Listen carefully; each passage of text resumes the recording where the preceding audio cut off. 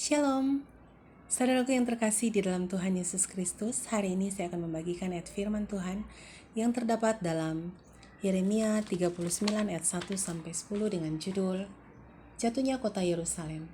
Saudaraku yang terkasih di dalam Tuhan Yesus Kristus, setelah Raja Daud meninggal, dia digantikan oleh Salomo anaknya, di mana Salomo hidup dalam penyembahan berhala. Demikian juga dengan raja-raja setelah Salomo, mereka hidup dalam penyembahan berhala. Mereka dan bangsanya hidup jahat di mata Allah. Mereka memusnahkan mesbah-mesbah dan nabi-nabi Tuhan mereka bunuh, sehingga menyebabkan murka Allah atas mereka. Bangsa Israel diserahkan ke dalam pembuangan di Babel selama 70 tahun. Kota Yerusalem jatuh ke tangan Nebukadnezar, Raja Babel pada tahun yang ke-9 bulan yang ke-10 pemerintahan Raja Sedekia. Allah menyerahkan bangsa Israel kepada bangsa-bangsa asing, mulai dari Asyur sampai ke bangsa Babel. Saudara, mungkin kita akan bertanya, apakah Allah bangsa Israel itu adalah Allah yang kejam? Jawabannya tidak. Allah sangat mengasihi umatnya, umat pilihannya. Allah ingat akan janjinya kepada nenek moyang mereka, yaitu Abraham, Ishak, dan Yakub. Allah sedang mendidik bangsa Israel. Allah sangat rindu agar supaya mereka bertobat dan berbalik kepada Allah. Pertanyaan yang kedua adalah, apakah bangsa Israel terus-menerus hidup dalam pembuangan di Babel? Apakah mereka terus-menerus hidup dalam jajahan bangsa lain? Tidak. Kita boleh baca dalam Yeremia pasal yang ke-50 dan yang ke-51. Saudaraku yang terkasih dalam Tuhan Yesus Kristus, Tuhan bukan hanya menghukum bangsa yang menjajah bangsa Israel. Dapat baca dalam Yesaya 30 ayat 27-33 dan Yeremia pasal yang ke-50. Tetapi juga Tuhan memberikan kemenangan, kelepasan, sukacita kepada orang Israel.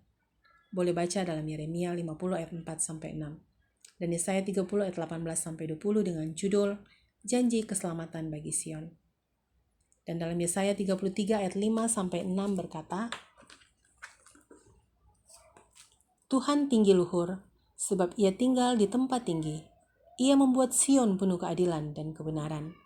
Masa keamanan akan tiba bagimu. Kekayaan yang menyelamatkan ialah hikmat dan pengetahuan. Takut akan Tuhan itulah harta benda Sion.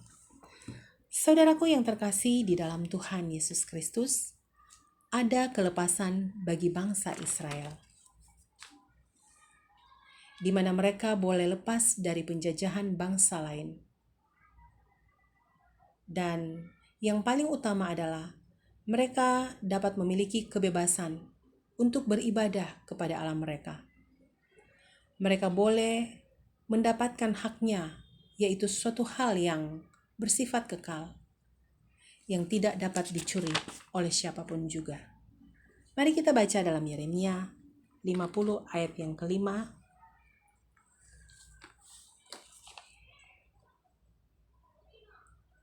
Mereka menanyakan jalan ke Sion, kesanalah mereka terarah. Marilah kita menggabungkan diri kepada Tuhan, bergabung dalam suatu perjanjian kekal yang tidak dapat dilupakan. Saudaraku yang terkasih di dalam Tuhan Yesus Kristus, perjanjian kekal ini ada pada keturunan sampai pada keturunan bangsa Israel. Dan perjanjian kekal ini tergenapi ketika Tuhan Yesus datang ke dunia ini. Ketika Tuhan Yesus datang ke dunia ini, tidak ada lagi penghakiman dan penghukuman. Semuanya telah Yesus tanggung dan selesaikan di atas kayu salib.